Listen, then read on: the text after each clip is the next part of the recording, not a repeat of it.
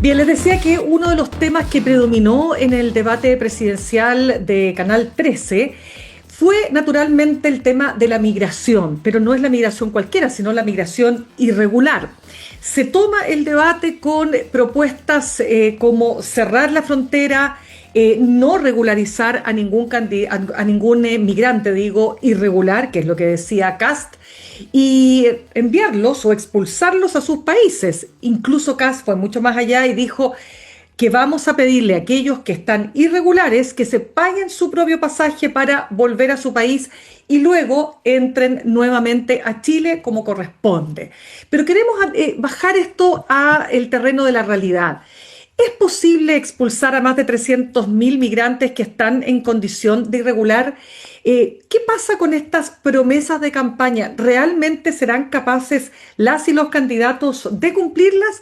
Se lo vamos a preguntar a nuestro siguiente entrevistado. Él fue jefe del Departamento de Extranjería y Migración durante el segundo gobierno de la presidenta Bachelet. Es abogado, doctor en migraciones, Rodrigo Sandoval, a esta hora con nosotros. Rodrigo, ¿cómo estás? Gracias por estar esta tarde en Sin Pretexto.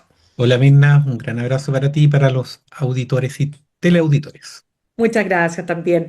Eh, Rodrigo, ¿tú dirías que hay una percepción que está ya bien instalada, ¿no?, en la ciudadanía, que existe una excesiva cantidad de extranjeros que están avecindados en Chile y que esto estaría relacionado, y particularmente la cantidad de migrantes irregulares, con la delincuencia? El vínculo de la migración y la delincuencia es como uno de los estigmas que siempre están presentes en el debate migratorio y uno de aquellos que más cuesta sacar cuando se instalan, digamos. Si bien todas las cifras indican que el porcentaje de migrantes que participan del negocio penal es inferior al porcentaje de migrantes que hay en la población y por lo tanto uno debería concluir que la cantidad de migrantes que delinquen es menor que la cantidad de nacionales que delinquen en términos porcentuales. Lo cierto es que como las principales episodios más espectaculares de delito han estado asociados a personas de ciertas nacionalidades, evidentemente hay una correspondencia que la gente hace de forma casi automática. Yo creo que en esto también ayuda el hecho de las decisiones que el Estado ha tomado y que han favorecido la entrada de personas en situación irregular, en perjuicio de aquellas que entran en forma regular, y por lo tanto aumenta la cantidad de personas que se encuentran en esta situación de clandestinidad que les lleva también a cometer bastantes delitos. Entonces, se da una serie de decisiones del Estado y además algunos perfiles migratorios que también son complejos, que permite dar sustento a esa opinión, por lo menos desde el punto de vista de lo que la gente logra entenderse. Aquí la gente no tiene por qué ser experto en estos temas, ni hacer clivajes de orden conceptual. Lo que la gente ve en las noticias, en el día a día, es que cada vez que hay un episodio, la gran mayoría de estos están asociados a un extranjero y por lo tanto saca conclusiones que pueden ser fáciles, pero son justificables desde el punto de vista de lo que ellos saben. Rodrigo, te propongo lo siguiente. Mira, vamos primero a las propuestas de anoche, lo que dijeron los candidatos y candidatas respecto del tema migratorio, y luego vamos a lo que dice la evidencia, ¿no? Lo que hay en términos de estudio respecto de lo que ocurre con estos fenómenos migratorios y sobre todo los irregulares. Pero ayer quiero partir por un tema. Cuando se dice cerrar la frontera, ¿se puede cerrar la frontera en Chile? Como juicio general, lo que nosotros vimos ayer es la resignación de todas las candidaturas a negarse a cualquier aproximación técnica al tema y acercarse a una aproximación más bien popular. La gente no está buscando en el debate de ayer llegar a una solución sobre las problemáticas migratorias, sino más bien dar aquellas respuestas que la gente quiere escuchar para votar por determinada candidatura. Eso es transversal a todas las candidaturas. Respecto a la pregunta que tú me haces sobre si es posible cerrar la frontera, yo creo que aquí hay distintos tipos de cierre de frontera y quizás ahí está la confusión. Ya. Hay una posibilidad de cerrar la frontera que es material. Eso significa impedir fácticamente, materialmente, que una persona pase la frontera. Eso en una frontera como la que tenemos nosotros, de 600 y tantos kilómetros con Bolivia, equivalente a la distancia entre Santiago y Temuco, para dar una idea, es completamente imposible. Por lo tanto, materialmente no se puede y lo que uno tiene que hacer es tratar de aumentar al mayor nivel posible la cantidad de drones, la cantidad de personal, la cantidad de equipos, etcétera. Eso es una cosa. Hay una cerrada de fronteras, si uno quiere, administrativa, que significa poner restricciones a los visados, poner requisitos exagerados para que las personas ingresen o no, y por lo tanto el resultado que uno tiene de eso es que las personas que quieren entrar, cuando no pueden entrar por la vía formal, entran por la vía informal. Y existe otra forma de hacerlo que es también política, cerrar políticamente la frontera, lo cual significa conversar con Bolivia para llegar a un acuerdo y finalmente lograr que Bolivia haga este filtro que no podemos hacer nosotros en la frontera cuando las personas ya están acá. La verdad es que ninguna de las medidas que se está discutiendo acompaña o permite acercarse a esa medida. Yo ayer no escuché la palabra Bolivia. Yo ayer no escuché hablar respecto de lo que significa las restricciones de orden administrativo y lo único que se insinuó es esta capacidad material que al final es un tema que se resuelve en cantidad de plata que metes en frontera. Si tú contratas un Titán, que es el dron, la gente no se imagine que los drones son estos drones que nosotros conocemos. Cuando hablamos de dron son aviones dron. Y esos aviones dron tienen un costo, tienen una inversión, tienen un costo de utilización que la verdad es que hace bastante ridícula una propuesta de esas características. Claro, porque en el pasado hemos escuchado propuestas del tipo la famosa zanja, ¿no es así? Ahora, tú dices, técnicamente, desde el punto de vista material, considerando lo largo y poroso de nuestra frontera, ¿qué posibilidades hay de que esa promesa, cerrar la frontera desde ese punto de vista, se cumpla? A ver, esta es una conversa que hemos tenido otras veces y en realidad, más que dar cuenta de lo latero que uno es, yo creo que da Mm. cuenta de que el mundo político no escucha al mundo técnico y por lo tanto estas conversaciones, por más que uno las dice, nadie escucha, digamos. Pero, pero cuando hablamos de cerrar frontera, estamos hablando de generar capacidades para que todas aquellas personas que deseen ingresar a Chile, la única alternativa que tengan es hacerlo por la vía formal. Tal cual. En una frontera como la que tenemos, eso es imposible porque no hay muro que aguante, no hay zanja que sea suficiente, no hay personal suficiente como para estar la cantidad de metros que se requiera. Por lo tanto, las apuestas de los estados que tienen realidades geográficas como las nuestras no son las de poner todos los huevos en la canasta del control material, sino Mm. también generar incentivos para poder aquellas personas que tienen motivos legítimos puedan ingresar por vía formal, para poder ser muy duro por el ingreso informal. El problema es que cuando tú no generas mecanismos para la gente que de buena fe viene, esa gente de buena fe también ingresa en forma irregular. Y ahí tú no puedes, por decirlo en términos muy caricaturescos, correrle bala a familias, digamos. Tú puedes hacerlo cuando tú sabes de que ahí los que están ingresando, si tú quieres, si quieres ser muy duro, pues son personas que de verdad vienen con motivos ilícitos. Pero no es el caso en Chile. En Chile, mientras Chile más ha restringido su frontera desde el punto de vista administrativo, mientras más ha hecho dificultoso el ingresar en forma formal, más se horizontaliza el carácter familiar que tienen las personas que están cruzando frontera y por lo tanto cada vez son más niños los que están cruzando, cada vez son grupos familiares, son gente inocente que está buscando mecanismos de subsistencia y no delincuentes. De hecho, por lo demás, buena parte de las personas que cometen delitos de origen de origen extranjero son personas que han ingresado en forma regular. Ese punto es bien interesante. Yo no sé, déjame preguntarte respecto del caso de Ronald Ojeda, uno de los autores de este terrible hecho. ¿No acaso había entrado de manera regular a Chile? Así es, y de hecho es muy común. Lo que pasa es que aquí esto es lo mismo que pasa con el delito en general.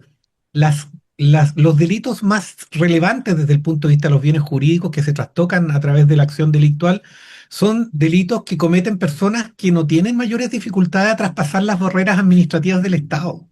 Y en el Mm. caso de una operación de inteligencia como la que se señala que existió en el caso Exacto.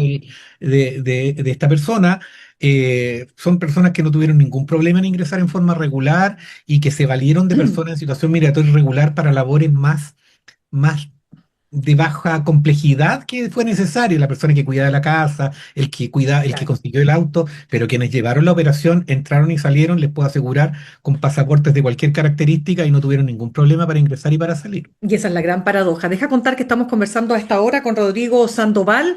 Él fue jefe del Departamento de Extranjería y Migración durante el segundo gobierno de la presidenta Bachelet y es abogado y doctor en migraciones. Rodrigo, vamos a otro punto que se habló en el debate.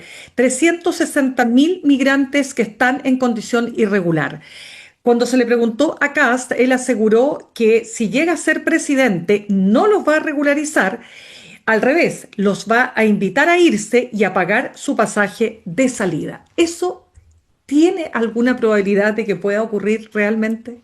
Es que volvemos al debate, a la descripción que hice del debate respecto de las cosas que se dicen que en realidad satisfacen una hambre de respuestas duras por parte del electorado en lugar de dar respuestas que tengan alguna viabilidad. Yo hace algún tiempo hice una declaración que me significó harto bullying, y que hablaba de los 182.000 personas Ya, que fueron empadronadas. Ni siquiera estoy hablando de todas las personas que están en situación migratoria irregular. Estoy hablando de esas 182.000 personas que hasta mayo del 2000, del año pasado, antepasado, concurrieron al Estado a decirle: aquí estoy, tómeme foto, tómeme huella, este soy yo. Y esas personas ingresaron todas en forma clandestina. Y esas personas, expulsarlas, significaba 290 y tantos años a vuelos de una vez por mes. Es decir, es completamente inviable expulsar a esos 182.000 que ya tenemos detectados. Imagínate lo que significa 120.000 personas más, que son las que tú me describes, que son además todos aquellos que se encuentran en situación migratoria irregular, y que hace absolutamente inviable, casi ridículo y hasta una topadura de pelo el que un candidato pretenda que por ese lado está la solución. No es práctico desde el punto de vista material, no alcanzamos, insisto, estamos hablando de 300 años, nos demoramos en echar a todas esas personas y asumiendo que ninguna va a entrar en todo este periodo, pero además en términos económicos es completamente inviable, es una cantidad de dinero que no corresponde y además otro aspecto que también es una frase de alto impacto, si tú quieres, pero que a la gente hay que empezar tiene que empezar a entender, es que los migrantes no solamente no son demasiados, es que faltan. Es que nosotros tenemos que asumir de una vez por todas que tenemos tasas demográficas que nos están invitando a necesitar más gente. Todavía no cambiamos nuestra matriz productiva, nuestra sociedad no es una sociedad del conocimiento que pueda prescindir de grandes cantidades de personas. Entonces, o nosotros tenemos más población o nos vamos a no sé a qué división de la economía, porque las necesitamos. Entonces, aquí la discusión no es si vienen o no vienen migrantes, si se quedan los migrantes o no, sino que está en la capacidad que tiene que tener el Estado de poder distinguir entre aquellos migrantes que vienen a trabajar y vienen a aportar y aquellos que vienen a delinquir. Y mientras más perdamos el tiempo englobándolos a todos en el mismo saco, más tiempo vamos a perder en poder hacer la segmentación. claro. Ahora, volviendo al punto, ¿no? De la expulsión. Porque aquí tiene que ver con lo que tú dices, ¿no es cierto? La viabilidad económica. Decía Kast que se podían armar estos aviones charter con 100, digamos, pasajeros migrantes, ¿no? Para ser devueltos a su país. No especificó muy bien. Si se hicieran estos 360.000 con aviones charter, ¿hay un cálculo de cuánto saldría eso y cuánto le cuesta eso al Estado y cuánto se demoraría el Estado en lograrlo? Si no me equivoco, el cálculo que mostró el Servicio de Migración era 130 millones de pesos por vuelo. Estamos hablando de vuelos de 60 personas. Yo recuerdo que alguna vez saqué esa cuenta. Mientras conversamos voy a tratar de ¿Ya? gestionarla. Pero aún así es inviable. Si yo ¿Cuánto te puede demorar eso? no, en tiempo, 300 años. Pero ¿cómo? Pero espérame, es que parece una cosa digamos, de caricatura. ¿Cómo van a ser 300 años?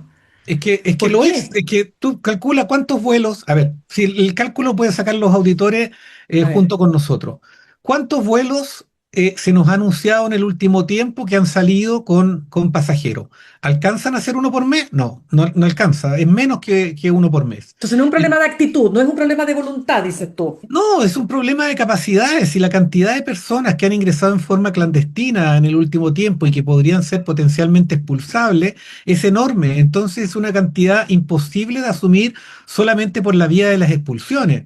No tiene lógica ese argumento. Y yo entiendo que la gente lo que quiere saber es lo que no quiere explicaciones. Cuando yo tengo estas conversaciones en espacios más abiertos y no académicos, obviamente siempre se me cuestiona mucho esto, como si uno quisiera que las personas no fueran expulsadas. No, estoy hablando desde la realidad.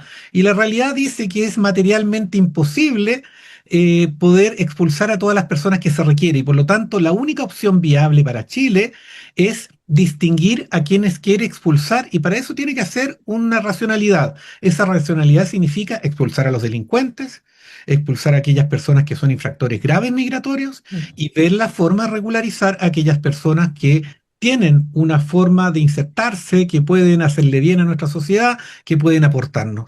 Rodrigo, pero un punto que tampoco se menciona, no hay en este minuto relaciones diplomáticas con Venezuela si ese es el país al que hay que expulsar. ¿Cómo se expulsa entonces a migrantes Es que venezolanos?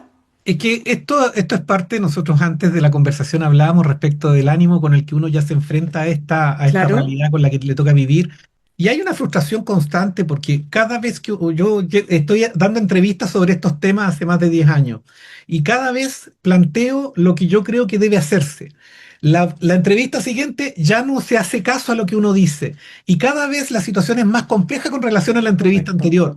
Entonces, claro, a mí, a las últimas veces que yo había conversado estos temas, todavía teníamos relaciones con de Venezuela, todavía Mm. había de alguna forma. Entonces, si ya antes era complejo expulsar a las personas, si ya antes era complejo desarrollar iniciativas para poder contener el ingreso irregular de esas personas, hoy día es más todavía. Entonces, mientras uno más da entrevistas, más conversa sobre este tema, más difícil es revertir. Yo Claro, creo que porque estamos llegando a un punto de no retorno. Yo creo que, mira, lo voy a decir de esta forma. El Estado de Chile tiene una capacidad de controlar lo que le pasa y además tiene una capacidad limitada para controlar las consecuencias de aquello que le pasa. El Estado de Chile cada vez tiene menos control de sus fronteras porque estamos focalizando mal, porque estamos pescando al voleo y pescar al voleo es una pésima herramienta de control material de frontera. Pero además respecto a las personas que están entrando, cada vez estamos perdiendo más la competencia por incorporarlas a la formalidad, porque esas personas que están en forma irregular están trabajando, están haciendo una vida en el territorio, están interviniendo en los servicios sociales, están conviviendo con nuestra ciudadanía. Y mientras el Estado no se haga cargo de ellos, la oferta de esas personas va a estar en el poder informal. Y cuando hablo del poder informal, hablo de la economía informal y hablo del crimen organizado. Entonces el Estado chileno, al no tomar decisiones para poder enfrentar con coraje, porque lo que nosotros tenemos una clase política y clase gobernante muy carente de coraje, mientras no asuman con coraje esto, lo que estamos haciendo es entregarle la mano de obra y el ejército al crimen organizado para poder desarrollar sus actividades, porque estamos dejando fuera de la legalidad a 350.000 personas que hoy día están haciendo una vida más vinculada al poder informal que al Estado. claro, y en ese sentido dirías tú que la candidata Matei dio en el tono, ¿en qué sentido? En que se le pregunta, ¿no es cierto?, si le quitaría derechos sociales a las familias que, claro, que están en condición irregular, pero sobre todo a los niños. Y ella ahí dice, no, porque si yo saco a los niños del colegio, lo que voy a lograr es tener futuros soldados para el narcotráfico y el crimen organizado. Es que esto lo mismo pasa en materia de seguridad. ¿Ya? Este momento en que los jóvenes son marginalizados es el momento, el crimen organizado lo que hace con los jóvenes o con los migrantes es que los mete en problemas pequeños. Te va metiendo en problemas, te va haciendo primero destruir algo, después te va a hacer vender algo, un poquito de droga, te va Claro. metiendo en problemas hasta que finalmente la única opción para esa persona es depender del crimen Claro. organizado. Lo mismo pasa con los migrantes. Entonces, con los migrantes lo que no hay que hacer en ningún caso es permitir que su oferta informal sea mejor que la oferta que le entrega el Estado para hacer una vida en Chile. Porque la Mm. vida en Chile la van a hacer. Yo sé que esta es una verdad incómoda, que la gente quiere Claro. escuchar otra cosa, pero lo cierto es que hay un hecho cierto, un hecho material. Ese hecho material es que tenemos más de 300.000 personas que hoy día están de espaldas al Estado. El Estado tiene dos opciones. O hace como que las expulsa y todos sabemos que no las va a expulsar, y sigue jugando esta idea de que tiene un control sobre algo que no maneja, o bien entendemos de una vez por todas que hay que regularizar y poner de cara a la luz de la legalidad a estas personas y empezar a tener políticas de regularidad y desde ahí empezar a ver cómo se conduce la migración. Mientras no entendamos eso, y para eso hay que tener autoridades que de verdad se tomen en serio estos temas, esto va a ser, vamos a hacer la siguiente entrevista que tengamos, vamos a estar mucho más atrás en la posibilidad de una solución, porque por un lado una clase política no quiere escuchar, pero también la ciudadanía, los que nos escuchan, no necesariamente los de este programa, no quieren entender qué es lo que tienen que exigir de sus autoridades. Rodrigo, quiero ir ahora a un tema que es anterior a todo esto, que mucha gente, por supuesto, que nos escucha hasta ahora se pregunta. ¿Qué fue lo que ocurrió que se nos disparó la migración en Chile y la migración irregular? Es cierto lo de Venezuela, pero la gente se sigue preguntando hasta dónde efectivamente, tal como dijiste tú al comienzo, el Estado chileno es responsable de lo que pasó. Claro, el Estado chileno, sí, esta conversación, hasta recuerdo la primera vez que hablamos nosotros. Ujú, Este debate, a ver, el origen de esto parten como pasan muchas cosas del Estado, en que llega tarde a lo que son las respuestas a desafíos que aparecen como emergentes. Y Chile, cuando tiene su primera ley de migración, estamos hablando de la época de Pinochet, digamos, ujú. la ley de extranjería que se llamaba. Estamos hablando del 74, cuando no había extranjeros, además cuando los extranjeros que se estaba tratando de controlar eran aquellos que tenían ideas de izquierda, etcétera, y por lo tanto hay una ley para eso. Y además con una entidad administrativa que era chiquitita, que era un departamento, que era una unidad minúscula Claro, dentro del Estado. La siguiente ley migratoria, Chile se la da para el año 2022. Es imagínate. decir, pasamos desde el año 1990, que es cuando empieza a crecer la migración peruana, primero boliviana, ecuatoriana, dominicana, haitiana, colombiana y venezolana, en ese orden, si uno quiere. ¿Ya? Pasó todo ese tiempo sin que nosotros nos diéramos la decisión de tener una normativa y sobre todo tener una institucionalidad que fuera capaz de hacerse cargo de eso. Y cuando digo institucionalidad no estoy solamente hablando de el Servicio de Migraciones que se dedica a hacer permisos migratorios, a timbrar las visas y a disponer las expulsiones, sino que también preguntarse a nivel del Estado cómo se produce la integración. Si aquí hay una gap que aquí tenemos para conversar mucho, pero solamente voy a dar un Dos. punto. La pregunta es la siguiente. Mm. Aquí se discute mucho si sobran migrantes o faltan migrantes. Pregunta, ¿en qué parte del Estado se llega a esa conclusión?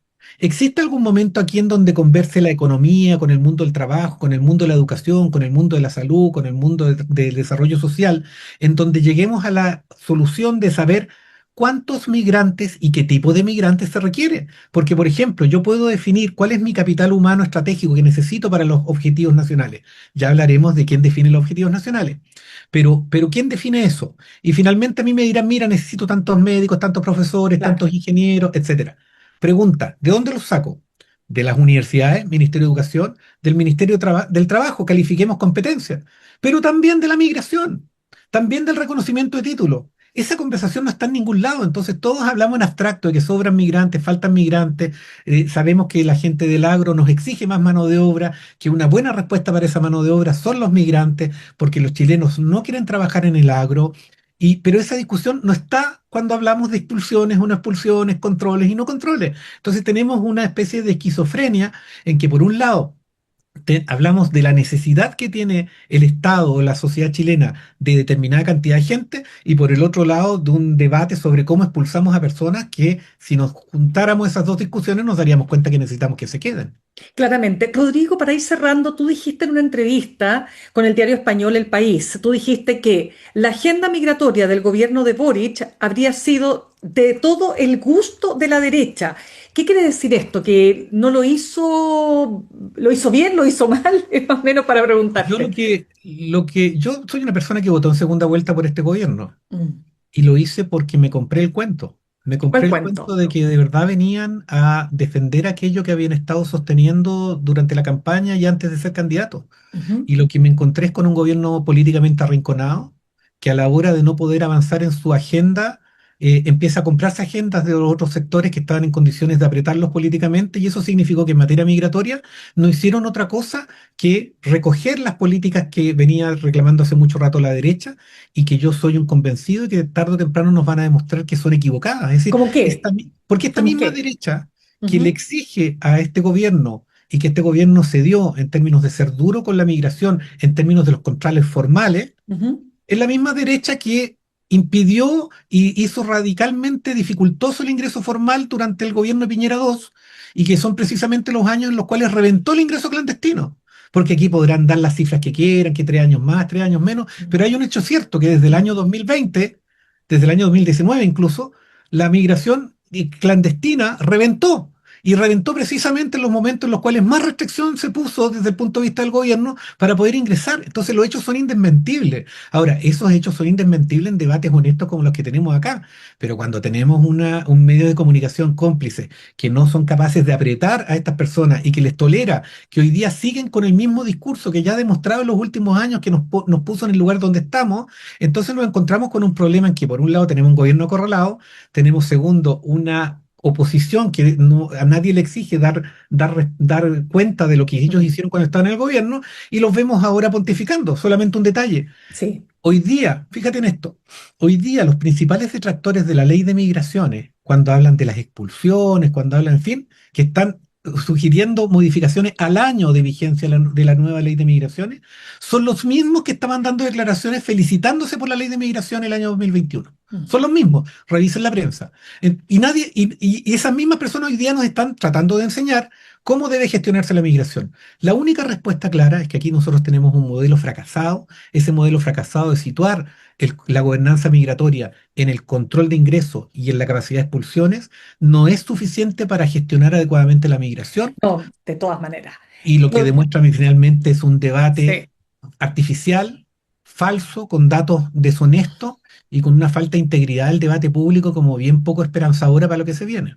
No, mira, totalmente claro lo que nos dice Rodrigo. Te has dedicado a estudiar este tema migratorio y el fenómeno además a nivel mundial, por lo tanto, quiero darte las gracias por eso. No tengo más tiempo, solo déjame decir que parte de lo que hemos conversado, también para los que nos escuchan a esta hora, y es que es también una falsa ilusión creer que porque tú estableces la migración irregular como delito, van a bajar justamente las Ah, migraciones bueno, irregulares. es Eso decir, ya hay lo un hemos... dato clave en eso, y Exacto. es que la migración fue delito hasta el año 2022, Y y fue nunca, precisamente el periodo en el cual más creció el ingreso exacto. clandestino. Si la pregunta es simple, estas personas que ingresan en forma clandestina significa que los casi 200, más de 200.000 personas, fíjense en esto, Mm. más de 200.000 personas que ingresaron en forma clandestina hoy día deberían estar pagando cárcel. Esto decir, deberían tener 200.000 personas extra en el sistema penitenciario. Eso significa, solamente para decirlo. Mm. Sí, no, absolutamente. Por eso te digo, te agradezco el que nos ayudes a entender este fenómeno y este tema, ¿no es cierto?, con la debida frialdad y templanza que se requiere, pero estamos en época electoral y es altamente probable que muchas de estas promesas simplemente no se cumplan porque son incumplibles. Muchas Gracias, gracias. Rodrigo Sandoval, por tu aporte hoy día, ex jefe del Departamento de Extranjería e Inmigración y también doctor en migraciones. Gracias. Muchas gracias a usted. Un gran abrazo. Gracias.